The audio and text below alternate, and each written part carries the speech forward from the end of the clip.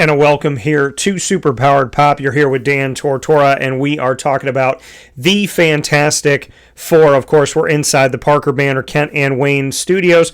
Parker Banner Kent and Wayne has all your comic book and gaming needs. All you have to do is go to 21500 Catawba Ave in Cornelius, North Carolina, Suite A, once you get there. So you can't miss it. It'll say comics and games there. Parker Banner, Kent and Wayne open 7 days a week just outside of Charlotte on 21500 Catawba Ave, Suite A in Cornelius, North Carolina. You know that I've spoken about this movie going into the movie and did some research about Shia LaBeouf and who she is in the comic books, that she does exist. This wasn't taking Norrin Radd and the Silver Surfer that we know and changing it from a male to a female.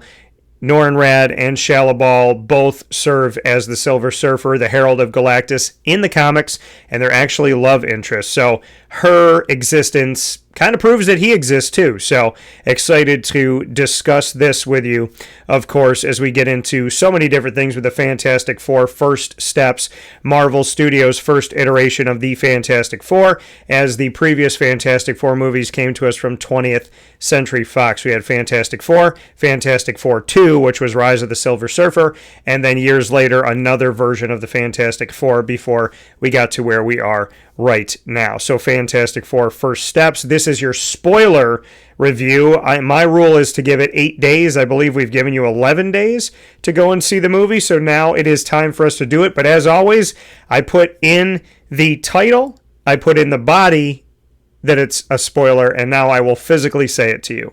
So 10-9-8-7-6-5-4-3-2-1. If you're still here, we're going to talk about everything that happened in this movie that I would like to discuss today. It is going to spoil the movie. So if you don't want to see it, then take this video, save it, and we'll talk at another time. I also want to give a shout out to the fact that Hot Topic had this awesome Galactus shirt, and I was able to pick it up, so big time shout out to Hot Topic. I don't know what it is, but medium goes so fast at Hot Topic, and I was able to get 2 shirts, this Galactus and another one that I will unveil connected to the Fantastic Four in a video coming up here. So shout out to my Galactus shirt and shout out to Hot Topic.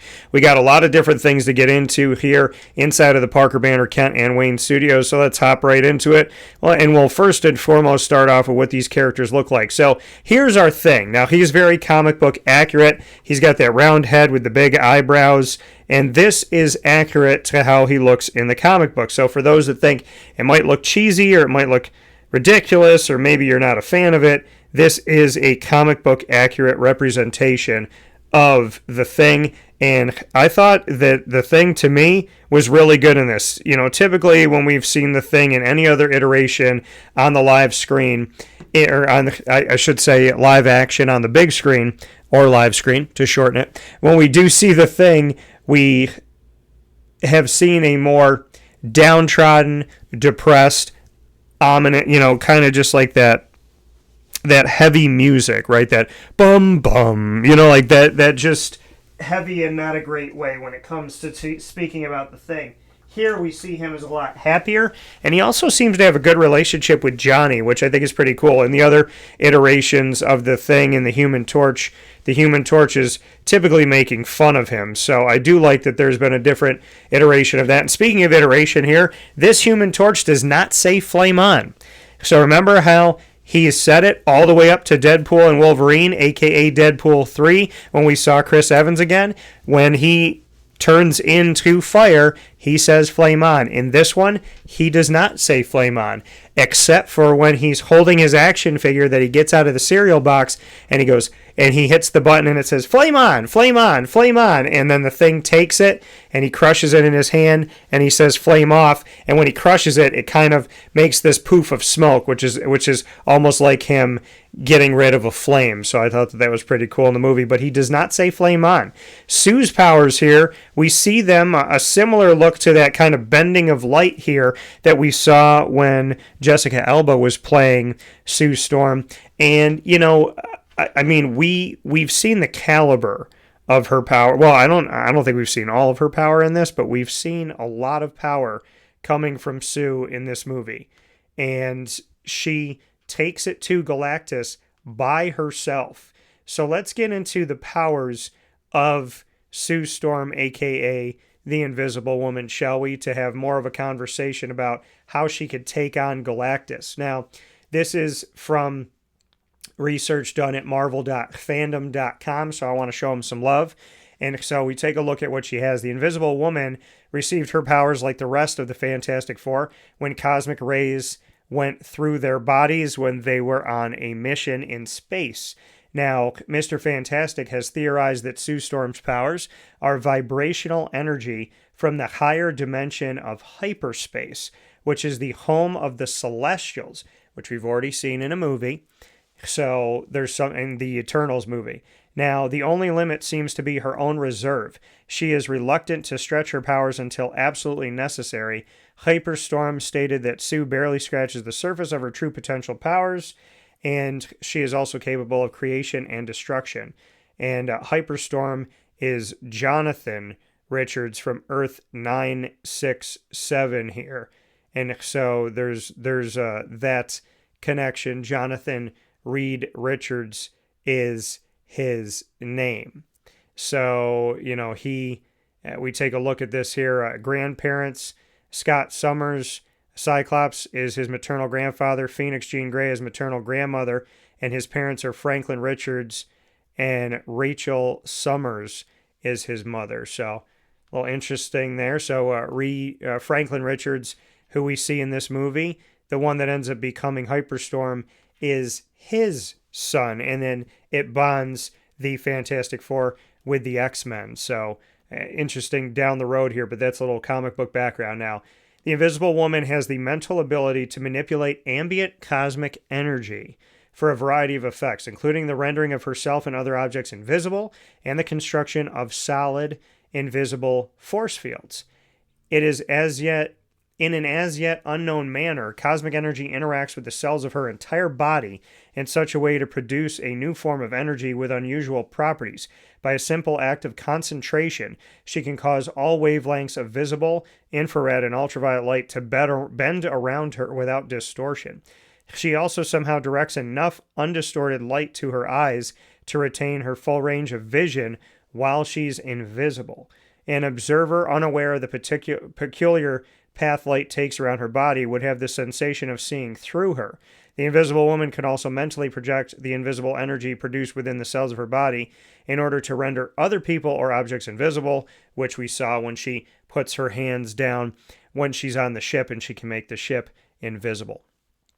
So, the largest volume she can as yet turn invisible at a single time is approximately 40,000 cubic feet of volume, which is 1,133 cubic meters, equivalent to a small swimming pool.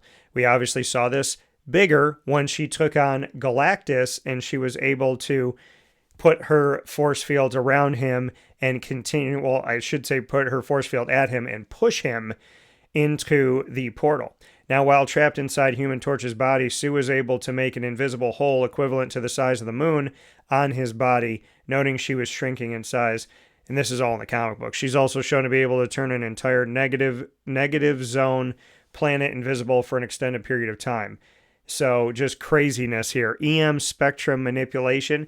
Sue can manipulate electromagnetic spectrums to achieve certain effects, such as invisibility, changing the frequencies of reflected lights, disrupting light-based illusions, bending the sunlight, or to evade EM spectrum-based sensors. Transparency. Sue can allow light to pass through the objects unimpeded. With the ability, she can turn objects invisible layer by layer, revealing objects behind. Blindness and inducement. By turning optic nerves, retinas invisible, Sue can make others temporarily blind, and she has color manipulation. She can also apply her ability to manipulate the interactions of light waves to seemingly change the color of objects, for example, altering her hair color or turning the thing pink. Sue has incredible control of the ability that she can simulate third-degree burn injuries by darkening spectrum of her muscle and blood selectivity. She has psionic hyperspace force fields. While the cells of the Invisible Woman's body produce a certain energy manifestation, the cells of her brain produce a different, more potent manifestation. Through concentration, she's able to project an invisible field of psionic force drawn from hyperspace, which she can manipulate into a number of relatively simple forms. rectangular planes, cylinders, globes, domes, cones, etc. The complexity of the shape is limited by her ability to imagine, mentally visualize a particular form, and keep it in sharp mental focus. The size of a given psionic force projection is also limited by her ability to imagine.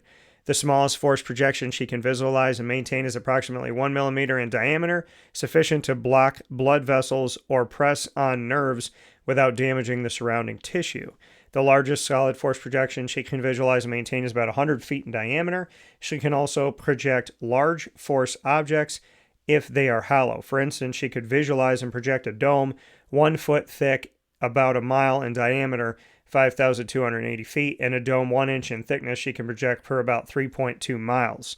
So, I mean, and as I'm reading this, it's a lot of science, right? It's a lot of science. But what we see in the movie is that she can make herself invisible, she can make other objects invisible, and she can use her power where, she did it when she walked into Johnny's room. She just had a little bit on her hand and she went like this, and it just kind of causes a wave of energy to hit him and it blows the papers around. And then we see her use this incredible amount of force of her power to push Galactus into the portal. So just giving you some background here. And when you're reading through the comic stuff, I mean, it is sometimes, I'm reading through this stuff and a lot of the times I'm sitting here going like, okay, yeah, okay, this sounds insane. So, not even, but it's like, it's confusing. So she can use force fields as shock waves, hitting her opponent with the force field capable of hurting Titania. She has radar. There's a lot of different things that she can do. And she has gifted intellect. So there's that side of it. And we know that she can, what we see with Mole Man in the movie, we can see that Sue Storm definitely has the ability to talk people down, right? Off of, getting into something high octane. She can kind of, calm situations and bring people together. So there is that side of Sue as well, which we do see in this. Her power is extremely fantastic, one would say, in this movie, pun fully intended. So we know that her power, and I don't even think we've seen the true capability of her power, because I don't even know if she knows that she could push Galactus like she did, but she definitely took it to Galactus by herself in this movie. And then we see Reed. We see Mr. Fantastic, Reed Richards, his ability to stretch. Now, when we look at this power in the movies, we don't see it as much. We see Sue's power a lot. We see Johnny's power a lot. And, the thing is always walking around as that rock that moves. But Reed's power is not something that we truly saw a ton of in this movie. We do know that he can scale buildings and do things that are similar to what you would see Spider-Man do when he shoots his web. But in this scene that you're looking at right now, he is being stretched almost completely apart by Galactus, who is doing it slowly to cause Reed pain. And he could have just pulled him into two pieces, but he doesn't do that. Why? Because they need Reed Richards for other movies, because it looked like it was very easy for Galactus, if he wanted to simply pull Reed apart. We know that Reed is extremely intelligent as well. And here's Galactus. So we got to see Galactus finally in this movie, the Rise of the Silver Surfer movie that we saw from 20th Century Fox years ago. Had the shadow of Galactus, which was also shown in this movie over New York City, so a shadow of his head. But unlike the Rise of the Silver Surfer, we actually see Galactus look very much like the comic books in this movie, as opposed to what we saw when he was essentially just a cloud in space in the Rise of the Silver Surfer movie. So I thought Galactus was great. I thought that Galactus was arguably the best part of this movie. I've been waiting to see Galactus for a really long time, and the fact that we got to finally see him in this movie, and in this mass. Now, when he was walking through New York City, some of those buildings were about as tall as him, and I'm thinking to myself, I'm like, all right, I think Galactus should be towering over this world. And there were some buildings that were all too close, kind of gave you that Godzilla feel when he was walking through. So in my opinion, I feel like Ralph Ineson, who voiced Galactus, I feel like Galactus should have been larger. That would be my one thing that I would say. I thought going on to Galactus's ship was really, really cool, because when you see Galactus and you see the ship, and the ship is eating through these worlds, and then you're like, but he's the eater of worlds. So he's supposed to consume all this. So there's him and there's his ship. So how do they put it all together? And then in this movie, we get to see that Galactus is on this ship. The ship goes through a planet, grabs all this material from the planet, and puts it into this like giant, the ship is essentially a working factory, and it's breaking all this stuff down and turning it into like this molten lava, and then that's going through tubes in his back to essentially feed his hunger. So, I thought that was really cool for somebody like myself who doesn't know as much about Galactus. When I was a little kid, I was collecting X-Men and Spider-Man comics, so I wasn't really learning that. I knew about the Fantastic Four, but I didn't know a ton when it came to the Fantastic Four. In Galactus, we know that his powers are absolutely incredible, and again, showing Sue's ability to affect him by herself says something about what Marvel, what the MCU intends to do with Sue as we step forward here, because Galactus is extremely, extremely powerful. Now, when you look at Galactus here, if you look at marvel.fandom.com, I've looked at the power grid for a bunch of characters, and nobody's ever been this far that I've looked at. Intelligence 7, Strength 7, Speed 7, Durability 7, Energy Projection 7. His fighting skills are a 2, probably because, it's kind of like fighting Shaq. You know what I mean? Like, he's got the power, but he's coming in a little bit slower because he's so big. So, we look at this, who he is. He possesses the power cosmic, and he talks about Franklin possessing the power cosmic as well. So what is the power cosmic, you might ask? How would we define what that essentially is? Well, to wield the power cosmic is to be in touch with every other living thing at once. It is to recognize that we aren't alone in the universe. We alone are the universe. We are the cosmos coming to know itself, to love itself. And when you witness that for even the briefest of moments, you will see there is nothing more beautiful. That's something that came from the Silver Surfer in his description. The power cosmic is a source of unlimited cosmic energy, primarily wielded by the cosmic being Galactus and his heralds. Heralds being the Silver Surfer, Shala Bal, Norrin Radd, and so on and so forth. In previous multiversal cycles, the power cosmic was wielded by Devourers of Worlds.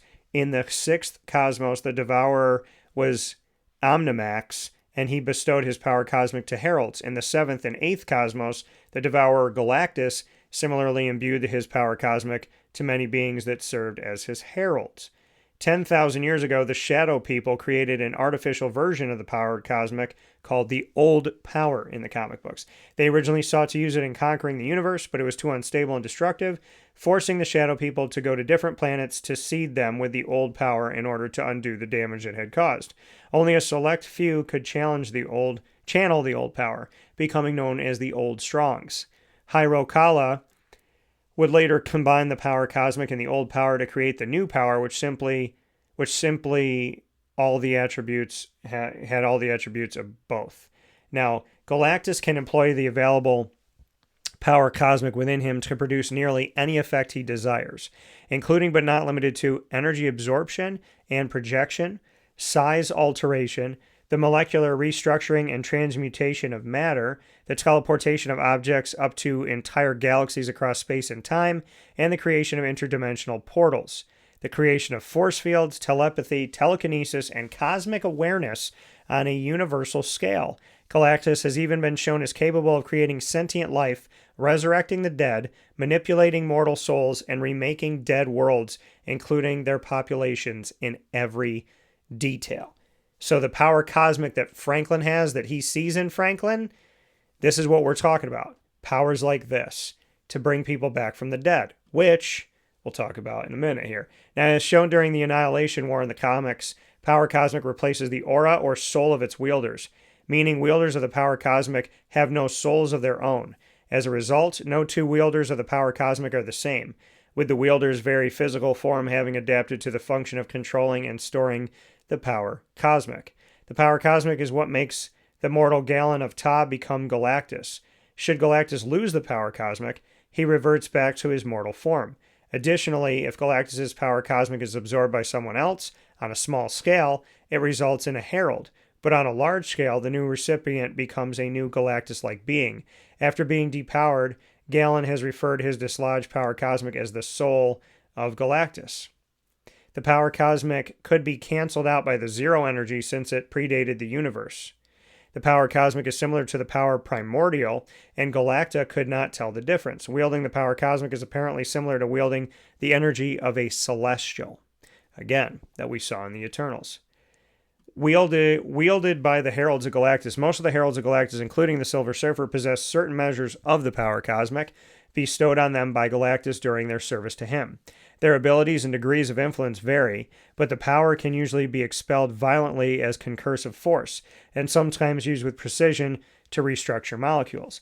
A Herald's power is, however, only a fraction of what Galactus actually possesses, and Galactus can strip any of his Heralds of their power on his own whim.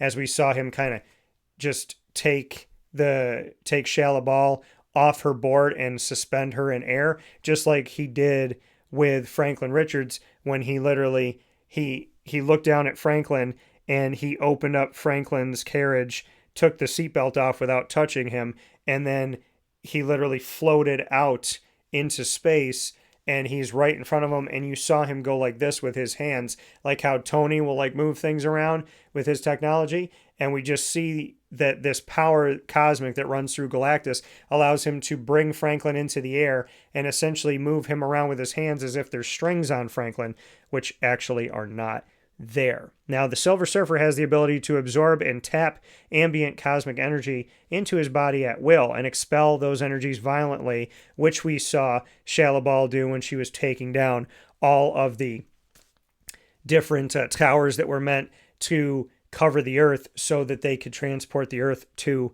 another universe. Now, the Silver Surfer can channel beams of energy through their hands with sufficient destructive force to destroy a planet, or wield the energy with such finesse to restructure the molecules of the natural dyes within a plant to change its color. So it can be big and small, and it can restructure or destroy. The Surfer can rearrange matter to create other configurations, and can even transmute elements such as turning a steel napkin holder into solid gold, or tons of rock into harmless gas. Other uses of the Power Cosmic have included the ability to phase through objects, which we see the Surfer do, accelerate the evolution of life forms even on a planet-wide scale, see the past by peeling back the layers of time, time travel, transdimensional travel, like we saw the Surfer in this movie go through wormholes where they, with a Fantastic Four, thought they had escaped Shalabal, goes right through the wormhole and escapes a black hole as well. And keep in mind, wherever the board is, the Surfer will return to. So when they think that they've gotten the Surfer, when they hit the Surfer with the beam and they think, oh, we got the Surfer, we just knocked Shalabal out of the wormhole, but the actual surfboard was still in the wormhole, and you hear this sound and Shalabal reappears, because wherever the board is, that's where the Surfer will essentially teleport back to. So Power Cosmic, really awesome. Why am I telling you all about this? Because of Franklin Richards. So let's get to more pieces of this movie here. So speaking on Galactus and Galactus's power, and you can see that he towers over the Fantastic Four's building here in the Future Foundation, but I still think he could be bigger. This is a better picture of the Fantastic Four's headquarters. And then I like that literally right outside their headquarters, they just walk to essentially their NASA, and will walk to their ability to go to space and can take off literally from their backyard. Now, keep in mind that there is no NASA on Earth 828, which is the Earth of the Fantastic Four. This 828 has ANSA, which is literally just the first two letters of NASA, switched, And so we do not have a NASA, we have an ANSA, and we know that the Fantastic Four are trusted by the world, and essentially they live in America, but they have full domain, something that Superman was not really treated as. When he's living in America, he was not given full domain, whereas in this Earth, in Earth 828, the Fantastic Four live in America and are trusted to protect the world. We do see this moment here where we finally get to see what we thought we would see in the preview, where we hear Ben Grimm, the Thing, for the only time in the movie, say it's clobbering time when he hits Galactus. And of course, here's Herbie. What I thought was really cool about Herbie is that his head opens up like a cassette player, and he has a thing that says home, and Reed takes it out before they go to space to go see Galactus. He takes out the home tape, and he puts in a tape that says space, and when he pushes that tape down like you would in a cassette player, Herbie turns back on. So we see that Herbie has intelligence, and his intelligence is changed depending on what he's needed for, home or space. And of course, here is our little Franklin, who was born in this movie, and we talk about how the power cosmic can speed up the life of beings. Well, we don't know when Sue was due, but just by looking at her with the purple in his eyes, I guess showing his power cosmic, Galactus sped up the birth of Franklin, which happens on the ship when they're trying to get away from Galactus and the Silver Surfer. And here's little man here, very cute in this movie. And this is the fight scene. I love the Fantastic Car here that we get to see here. Their vehicle was really, really cool. It reminded me of the Back to the Future DeLorean in the way that it moved through the air, which to me was nostalgic. And of course, we know that Franklin finally shows, because when Reed's talking to Galactus, he says, "My son has no power, like you're mistaken." Because they say the whole point of the movie was spare your son and I'll spare the planet. Let me have your son so I can pass on the hunger to him. Your child hungers. I want to give him this hunger so that I can be rid of, having to be Galactus, right? So Galactus is essentially showing that, this power that he has is not something that he necessarily wants. It's a prison of sorts. And he sees the power cosmic in Franklin, and he says, the child hungers, and he wants to give this burden of being Galactus to Franklin so that he no longer has to deal with it. And so his thing is, I'll spare your planet if you will allow me to have your son so that he can become now he can be Galactus. Now he can take on this role, and I can be freed of this burden, and then he will have to quench his hunger. So essentially, Franklin will become a prisoner for eons and eons. And we learn from Reed that when he is doing research trying to figure out Galactus, that Galactus predates the universe, predates everything that they know, predates their Earth, predates the universe. And so there is this reality that in the multiverse that we're in, there is one Galactus, and he has his heralds. So it's not like we're seeing a million different Silver Surfers. It's like he's got the Silver Surfer he chooses, and he is Galactus. He can travel anywhere in time and space, and really he doesn't have a lot of things holding him back because he has the power cosmic, which makes him essentially, like I was talking about, as powerful as a Celestial. And Celestials were supposed to be the ones there at the beginning of time. Are literally birthing planets, killing planets, doing all this stuff. So, or birthing Celestials, killing planets, and basically using living beings as a way of just creating energy to consistently make themselves. So, I believe in God. So as much as I love going to see these movies and all this stuff, anytime they call anything a God, not a fan of that. And I don't even like the calling it with a lowercase g. So I know they're trying to describe what it is, but Sue says, is he a god or whatever? And Reed says it's like he's something we don't know. He's an unknown. He's an unknown variable, something that they didn't know existed. And Reed throughout this movie is completely shaken by the fact that he doesn't have answers. He doesn't have, he didn't know about Galactus. He didn't know about the cosmic rays when they originally went up to space. He, doesn't know how to defeat Galactus until Sue says, that we would move heaven and earth. And when she says that, he goes, "Oh, okay. Well, I've just figured out how to do teleportation of an egg, so I can't move heaven, but I can move earth, and I can move us to another planet or to another universe." And the universe is supposed to be within like 2 degrees of where they need to be to support life. But again, this is leading to the incursion. Now, keep in mind, the first person to say the word incursion in the Marvel Cinematic Universe was Reed Richards, was Mr. Fantastic.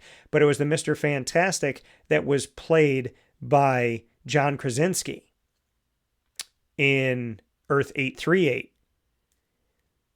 in Doctor Strange in the Multiverse of Madness. So Reed is the one that talks about incursions. This Reed doesn't seem to know anything about incursions. And so the thing I thought about in this movie is if Reed was successful and they were able to move Earth into another universe far, far away from Galactus that they think he wouldn't get to for millions of years, wherever he moved his Earth to, would that have created an incursion? Because if he's going to a universe with a solar system that supports life, isn't there already a planet arguably there? So Doctor Strange in the Multiverse of Madness, that Reed Richards, the smartest person on the planet, that Reed talks about incursions. This Reed doesn't know incursions, but almost potentially caused one, which I thought was a interesting thing if you dug a little bit deeper when you were watching this movie. But that was something that stuck out to me, so I wanted to make mention of it. When we go back here, so, Franklin resurrects his mom. Sue dies in this movie. And what I don't like about people that spoil movies so quickly is that they had a picture of the end credit scene with Sue in it. So when she looked like she died, my response is, "Oh, she's probably not dead," because I saw that. So again, folks, I can't say this enough. When you are creating videos, and I don't care how big your channel is or how small your channel is, when you're creating videos, stop spoiling movies. Stop worrying about being first and worry about being accurate, worrying about being good, making a show that's fun and exciting, and stop trying to just get there first to do it where you're ruining a movie, legitimately ruining an entire movie. And if you can't help yourself and you have to talk about the movie and you don't give it the 8-day rule that I learned about growing up, which was you wait 8 days before you talk about a movie on the air and spoil anything. You do non-spoiler, but you don't do a spoiler. That's why you see me do non-spoiler videos and spoiler videos. On our YouTube channel, there's a spoiler playlist and a non-spoiler playlist. And that's why I wait. Like today, I'm doing it 11 days after the movie came out. This is the 11th day. So I've already waited the 8 days. But a lot of people were spoiling this right off the jump. And if you can't help yourself and you have to do it, don't do an ending credits explained with a picture of the end credit. Because the picture of the end credit showed Sue, which means that I knew she didn't die. Which took a little wind out of the sails of the movie. And the movie was less weighted for me at the end. Because when she died, I was like, yeah, okay, she's not dead. Because somebody had decided to ruin it. Because they had to put a picture out there. So if you're going to do an end credits explained, use the logo of the Fantastic Four. Use the Fantastic Four First Steps that's right behind me, this logo. But don't show a picture of the end credits scene. Because not only are you spoiling the movie before the 8 days, but you're showing a picture. Like, what if somebody like me doesn't want to watch your movie, doesn't want to ruin the movie, hasn't seen the movie, so I don't want to not watch your movie. I don't want to watch your video. But your video still shot gives it up. Your still shot is a spoiler. You can't say this is a spoiler thing and we're going to spoil stuff. You're already spoiling it. So for those of you for those of us that don't want to watch your video because we haven't seen the movie yet, you used a still shot to already spoil the movie. So you basically have spoiled it for the people that wanted to watch and the people that didn't want to watch. You've spoiled it and you've made the decision for us to spoil the movie. So stop using still shots because it took the wind out of the sails of, in my case, thinking, okay, Sue's probably not dead. So I just stop doing that. Just stop, okay? You don't have to do that. There's channels that I love to watch, and, you know, they just decide to just put these still shots out there to spoil a movie right off the jump. The movie had been out for like a day or two, maybe a day. And it's just ridiculous that people want to just spoil it so immediately. And it's ridiculous. And I'll get off the thing now, but I'm sure I'm not the only one that feels that way. When you're just sifting through YouTube and it pops up and you're like, oh, okay, you can't even count down from 10 like I do because you've already spoiled it by the still shot that you're using in your picture. Why are you using that as your picture? In that case, you don't even give people a choice. When the video has in the caption, spoiler, I just go on to the next video because I don't want to see any spoilers. But your picture is the thing that spoiled it. So just stop doing that. Just stop. Now, the powers of Franklin Richards. I do want to get to Franklin here. Franklin possesses vast telepathic powers, tremendous telekinetic powers, the ability to fire enormously powerful energy blasts, and the ability to rearrange the molecular structure of matter and energy. His powers are so great that he has been able to create pocket universes. We saw one of those in Superman, and his abilities have been described as equal to the Celestials. For comparison purposes, a single Celestial is the embodiment of energies comparable to the Big Bang itself, and powerful enough to reverberate throughout the entire universe. In fact, Franklin's ultimate potential is so colossal that it allowed his elder self to create whole, not universe, an entire multiverses. So it's not even him creating a planet, him creating a solar system, him creating a universe, or a like, think about this. It's not him creating a planet, a solar system, a galaxy, or a universe, or even a multiverse. He can create whole multiverses. Sound like somebody that's going to be really important when we have these incursions and everything that's going to be happening as we move forward here in Battle World and whatnot? Sounds like Franklin's going to be at the center of all this. Franklin's powers came from him being a mutant. He was considered an Omega-level mutant, once stated to be even beyond Omega classification, which is nuts. Even when Franklin was a little boy, Galactus feared Franklin and once fled Earth to avoid a confrontation with him. Galactus himself has stated that Franklin is the most powerful mutant ever born. He was also regarded as a threat by the Celestials, who recognized his ability to distort reality and shape the universe. Crazy. Absolutely crazy. So, according to Dr. Doom, those who warp reality have a spark of magic within them, so it said that Franklin has magic. Fundamental forces manipulation. He's displayed the ability to manipulate the four fundamental forces and laws of the universe on a potentially cosmic scale. In effect, Franklin proved able to channel and manipulate the energies coming from the nexus of all realities to the point of even producing a replica of it. Little man is crazy talented here.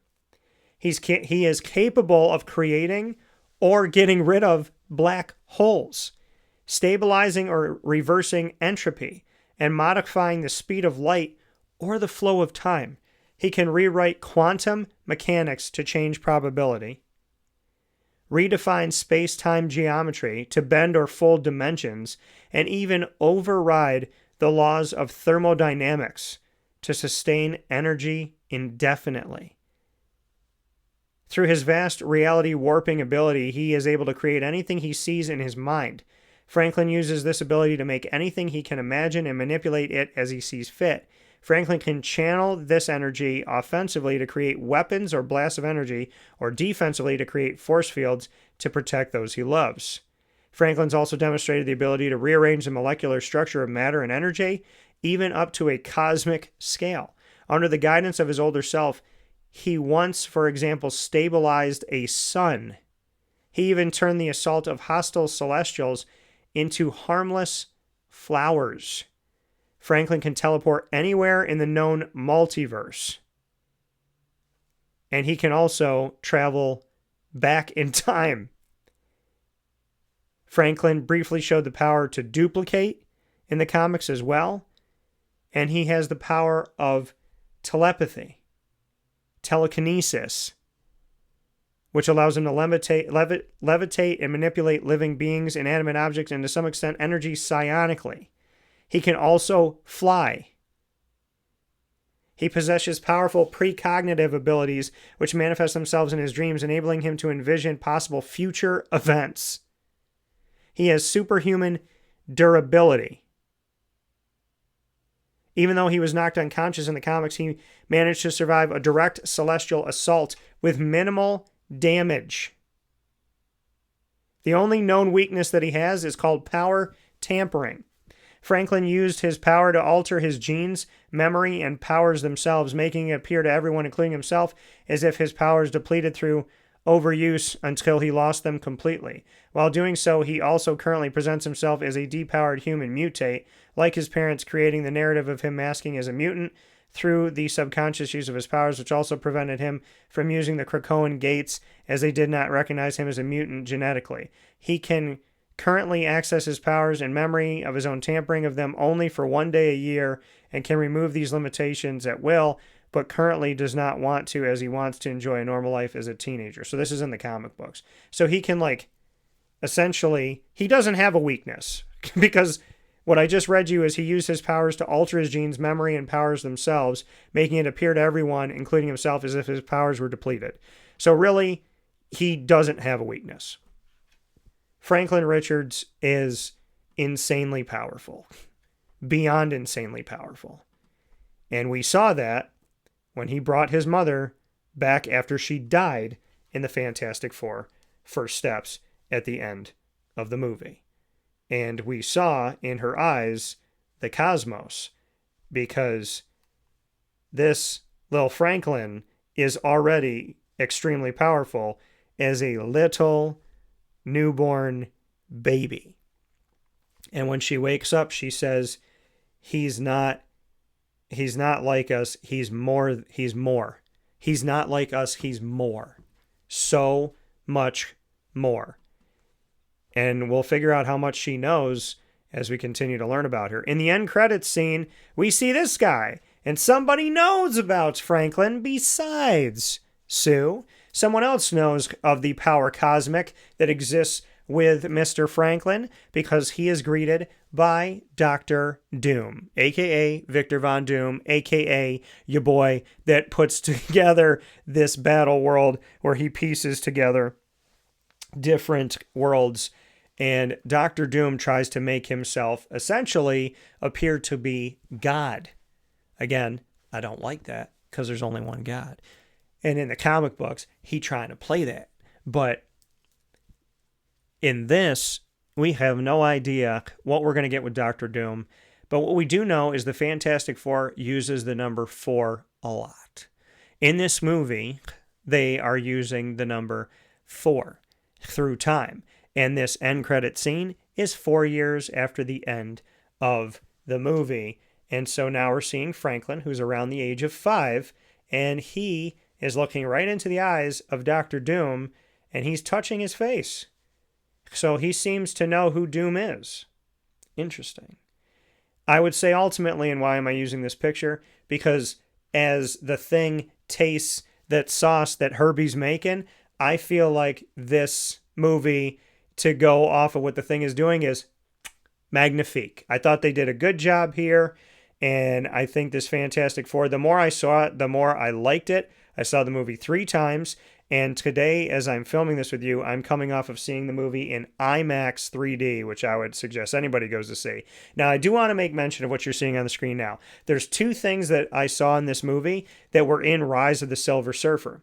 In Rise of the Silver Surfer, 20th Century Fox's Fantastic Four 2, we do see the Human Torch, who at the time was played by Chris Evans, fly and chase after Norrin Radd. Chasing after Norrin Radd, grabs the board. Norrin Radd comes up from the board, looks down at Johnny Storm, who has come up so high that he's lost his power, his flame, and we see this exact parallel happen here in the Fantastic Four First Steps. The only thing is, when this Silver Surfer, Shalla Ball, spins around and knocks him off the board, he starts to fall back into the Earth's atmosphere, but we do not see him unconsciously falling.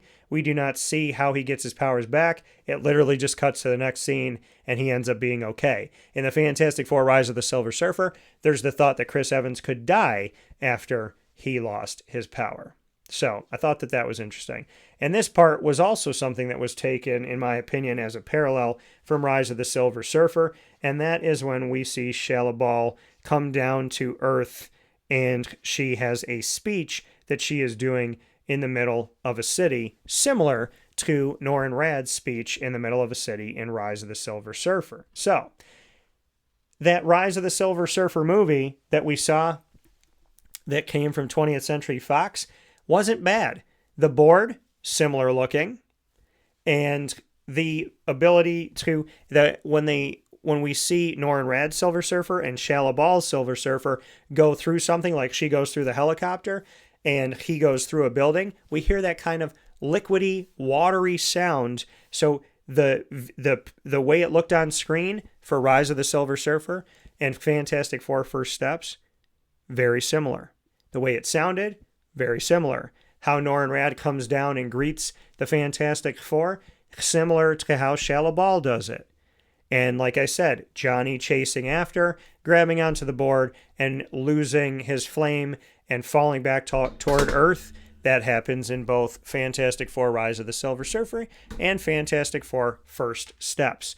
So there's definitely Marvel saying, hey, you know, we like some parts of those old movies. We're going to go ahead and utilize those. And I would say ultimately that Julia Garner's Silver Surfer, I keep wanting to call her Fantastic Four, Julia Garner's Silver Surfer, in my opinion, I thought that she did a great job. I thought that the effects of this were awesome. You know, she was believable when she says, "I herald his beginning, I herald your end, I herald Galactus." She looks like she feels for these people. It's like, you know, I'm feeding him, I brought him to you, but she also at the same time looks like she emotionally is maybe not 100% okay with the action that she's chosen. So I thought, you know, seeing her humanity still was cool, and her powers just looked absolutely awesome in this movie. I love seeing the Silver Surfer back on screen, male or female. I love the board. I love the powers. And I thought her riding through like the lava and like riding on it like water waves, just so cool. Her power just absolutely incredible. Like I said, wormhole, black hole, lava, fire, nothing affected Shallabal. And so I just thought that, you know, ultimately it was just a really awesome power. But to go back here, this now opens us up, and they tell us at the end of this movie that the Fantastic Four will all return in Avengers Doomsday. So we will get to know the story behind this, and we'll get to know what the heck is going on with Robert Downey Jr. Is he truly Doom? I don't think he necessarily is. Either Doom has taken the appearance of Tony Stark in order to throw everybody off his scent and to control them, because they're all going to be in a state of shock, and a lot of them are going to be happy to see Tony again. So either Doom is using the appearance of Tony Stark to manipulate others, or there's a Tony in another universe that maybe killed Doom and